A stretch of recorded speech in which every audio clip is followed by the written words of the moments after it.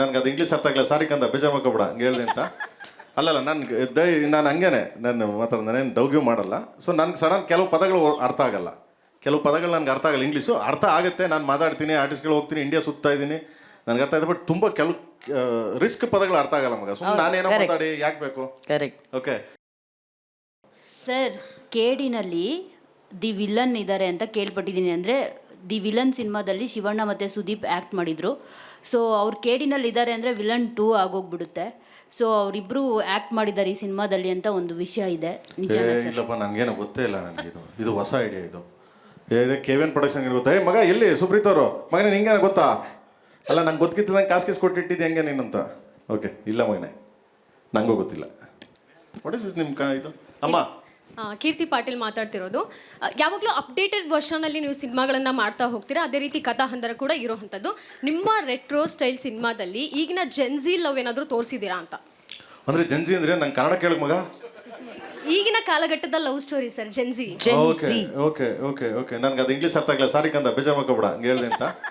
ಅಲ್ಲಲ್ಲ, ನಾನು ಹಂಗೇನೆ, ನಾನು ಮಾತ್ರ ನಾನೇನು ಡೌಗ್ಯೂ ಮಾಡಲ್ಲ. ಸೊ ನನಗೆ ಸಡನ್ ಕೆಲವು ಪದಗಳು ಅರ್ಥ ಆಗಲ್ಲ, ಕೆಲವು ಪದಗಳು ನನಗೆ ಅರ್ಥ ಆಗಲ್ಲ. ಇಂಗ್ಲೀಷು ಅರ್ಥ ಆಗುತ್ತೆ, ನಾನು ಮಾತಾಡ್ತೀನಿ, ಆರ್ಟಿಸ್ಟ್ಗಳು ಹೋಗ್ತೀನಿ, ಇಂಡಿಯಾ ಸುತ್ತಾ ಇದ್ದೀನಿ, ನನಗೆ ಅರ್ಥ ಇದೆ. ಬಟ್ ತುಂಬ ಕೆಲವು ರಿಸ್ಕ್ ಪದಗಳು ಅರ್ಥ ಆಗಲ್ಲ ಮಗ. ಸುಮ್ಮನೆ ನಾನೇನೋ ಮಾತಾಡಿ ಯಾಕೆ ಬೇಕು? ಕರೆಕ್ಟ್. ಓಕೆ ಮಗನೇ, ಏನು ಆ ಥರದ್ದೇನಿಲ್ಲ. ನನಗೆ 1970s 80s ಅಂಡರಲ್ಲಿ ನಡೆಯೋ ಒಂದು ರಿಯಲ್ ಸ್ಟೋರಿ ಇದು.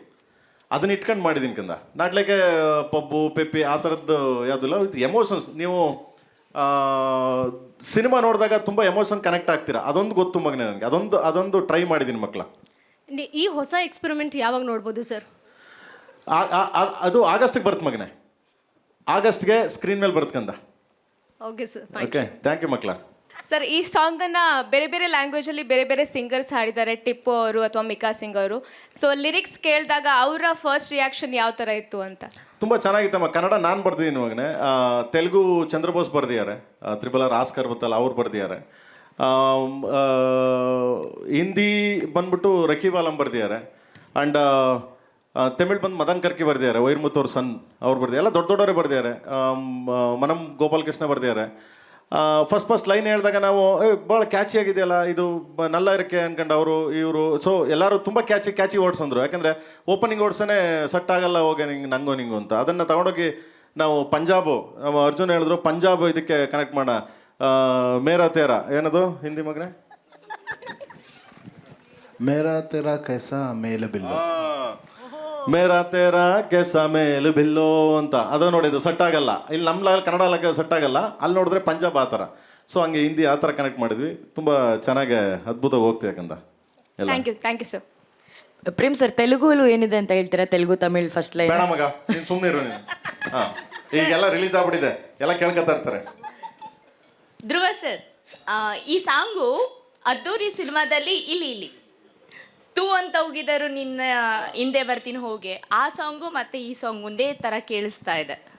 ಇಲ್ಲ ನೋಡಿ, ಅದಕ್ಕೆ ಕಂಪೋಸರ್ ಹರಿಕೃಷ್ಣ ಸರ್, ಇದಕ್ಕೆ ಅರ್ಜುನ್ ಜನ್ಯ ಸರ್.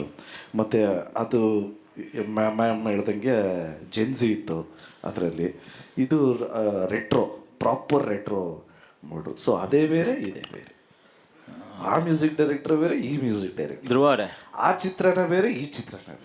ನೀವು ಕೇಳಕ್ಕೆ ಚಾನ್ಸ್ ಇಲ್ಲ. ಎರಡು ಮನೆಗೆ ಹೋಗ್ಬಿಟ್ಟು ಎರಡು ಜೊತೆ ತಲಕ ಕೇಳಿ ದಯವಿಟ್ಟು ಪ್ಲೀಸ್. ಧ್ರುವರೇ ಒಂದು ನಿಮಿಷ, ಚಾನ್ಸ್ ಇಲ್ಲ. ತಿಂಕು ಮಾಡೋಕ್ಕಾಗಲ್ಲ ನೀವು. ಈ ಸಾಂಗ್ ಹೋಲಿಸ್ಲೇಬೇಡಿ, ಆ ಸಾಂಗ್ನ ಈ ಸಾಂಗ್ ಹೋಲಿಸ್ಲೇಬೇಡಿ. ತಿಂಕು ಮಾಡೋಕ್ಕಾಗಲ್ಲ ನೀವು, ನೆವರ್. ಲಾಸ್ಟ್ ಟೈಮು ಶಿವ ಸಾಂಗ್ಗೆ ನಿಮ್ಮನ್ನು ಕಾರ್ ಮೇಲೆ ಹತ್ತಿಸಿದ್ರು, ನೀವು ಸ್ವಲ್ಪ ಎದುರುಕೊಂಡಿದ್ರಿ, ಕಾರ್ ಮೇಲೆ ಹತ್ತಿ. ಈ ಸಾಂಗ್ ಯಾವ್ದ್ರ ಮೇಲೆ ಹತ್ತಿಸ್ತಾರೆ ಪ್ರೇಮ್ ಅವರು ಅಂತ? ಫ್ಲೈಟ್ ಹತ್ತಿಸ್ತಾವ್ರಣ. ಹಾಂ, ಆ ಕಮಿಟ್ಮೆಂಟ್ ಹೆಂಗೆ ಅಂತ? ಅದೇ ಈಗ ಆಮ್ಸ್ಟರ್ಡಮ್ ಕರ್ಕೊಂಡು ಹೋಗೋದಕ್ಕೆ ಫ್ಲೈಟ್ ಹತ್ತು. ನಾನು ಬರ್ಬೇಕಾದ್ರೆ ಲೊಕೇಶನ್ ಎಲ್ಲ ನೋಡ್ಕೊ ಬಂದೆ ಜಗಣ. ಬರ್ಬೇಕಾದ್ರೆ ಕೇಳ್ದೆ, ಅಣ್ಣ ಫ್ಲೈಟ್ ನಡುಕ್ತಾ ಅಂದ. ಇಲ್ಲ ಕಣ, ಯಾರು ಹೇಳಿದ್ರು ನಿನಗೆ? ಇಲ್ಲ ಅರ್ಧದಲ್ಲೇನೋ ನಡುಕ್ತಂತೆ. ಸೊ ಅದಕ್ಕೆ ಕೇಳಿದೆ ನಾನು, ಏನು ನಡ್ಗಲ್ಲ ಬಾರಲ್ಲ ಅವನಿಗೆ ಫ್ಲೈಟ್ ಹತ್ತಕ್ಕೆ ಭಯ. ಅದಕ್ಕೆ ಏನು ನಡ್ಗಲ್ಲ ಬಾ, ನನ್ನ ಮಾತು ಕೇಳು. ಯಾಕಂದ್ರೆ ಫಸ್ಟೇ ಪ್ರಿಪೇರ್ ಆಗ್ಬಿಟ್ರೆ ಬೆಸ್ಟ್. ಎಲ್ಲರೂ ಫ್ಲೈಟ್ ಇಳಿದ್ರೆ ಸಮುದ್ರದಲ್ಲಿ ಇಳಿತದೆ. ಈಜೋಡ್ಕೊಂಡು ಹೆಂಗೆ ಬರ್ಬೋದು, ಏನು ತೊಂದರೆ ಇಲ್ಲ. ಯಾರಾದ್ರು ಸುಮ್ಮನೆ ಕೈ ಹಿಂಗಂದ್ರೆ ನಮ್ಮವ್ರು ಕನ್ನಡಿಗರು ಯಾರು ಇರ್ತಾರೆ, ಹಿಡ್ಕೊಳ್ಳೋ ನನ್ನ ಮಕ್ಕಳ ಅಂತ ಹಿಡ್ಕೊಬರ್ತಾರೆ, ತೊಂದರೆ. ಧ್ರುವರೇ ಏನು ಹೇಳ್ತೀರಾ? ಅವ್ನ ಮಕ್ಕ ನೋಡಿ, ಅವ್ನ ರಿಯಾಕ್ಷನ್ ನೋಡಿ. ಅಲ್ಲ, ಅವ್ರು ಓರ್ ಬಂದಾದ್ಮೇಲೆ ಎಲ್ಲ ಆರ್ಟಿಸ್ಟ್ಗಳು ಲೊಕೇಶನ್ ಹೇಗಿತ್ತು ಅಂತ ಕೇಳಿದ್ರೆ ನಾನು ಒಬ್ಬರೇ ಅನ್ಸುತ್ತೆ, ಅಣ್ಣ ಟರ್ಬ್ಯುಲೆನ್ಸ್ ಆಯ್ತಾ ಅಂತ ಕೇಳಿದಿತ್ತು. ಏನಿಲ್ಲ, ಅದ್ರ ಪಾಡಿಗೆ ಅದು ಅಲ್ಲಾಡ್ತಿತ್ತು, ನಮ್ಮ ಪಾಡಿಗೆ ನಾವು ಬಂದ್ಬಿಟ್ವಿ ಅಂದರು. ಸೊ ಇಲ್ಲ, ಈ ಸಾಂಗಲ್ಲಿ ಆಗಲೇ ಹೇಳ್ದಂಗೆ ಎಷ್ಟೊಂದು ಜನ ಟ್ಯಾಲೆಂಟ್ಸಿಗೆ ಒಂದು ಅವಕಾಶ ಸಿಗುತ್ತೆ, ಅವ್ರನ್ನ ನೋಡಿ ನಮಗೆ ಕಲಿಯೋವಂಥ ಒಂದು ಅವಕಾಶ ಸಿಗುತ್ತೆ. ಸೊ ಅವ್ರು ಹೆಂಗೆ ಮಾಡಿರ್ತಾರೆ, ಇವ್ರು ಯಾವ ಥರ ಸೆಲೆಕ್ಟ್ ಮಾಡ್ತಾರೋ, ಅವ್ರು ಎಲ್ಲೊತ್ತಿ ಏನು ಮಾಡಿರ್ತಾರೋ ಅಲ್ಲೇ ನಮ್ಮನ್ನ ಹತ್ತಿಸ್ಬಿಟ್ಟು ಮಾಡಿಸ್ತಾರೆ. ಸೊ ಯಾರು ದಯವಿಟ್ಟು ಅದೊಂದು ರಿಕ್ವೆಸ್ಟ್, ಎಲ್ಲೂ ಹತ್ತದೇನೆ ಒಂದು ಸ್ಟೆಪ್ ಮಾಡಿ ನಮ್ಮನ್ನು ಹತ್ತಿಸಲ್ಲ.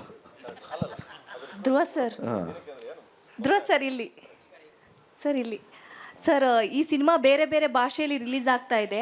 ಸೊ ಬೇರೆ ಬೇರೆ ಭಾಷೆಗೂ ನೀವೇ ಡಬ್ ಮಾಡ್ತೀರಾ ಹೆಂಗೆ ಅಂತ? ಇಲ್ಲ ಮೇಡಮ್, ಕನ್ನಡ ಮಾತ್ರ. ನನಗೆ ಬರೋದೊಂದೇ ಕನ್ನಡ. ಸೊ ಕನ್ನಡ ಮಾತ್ರ ಡಬ್ ಮಾಡೋದು. Okay sir, thank you.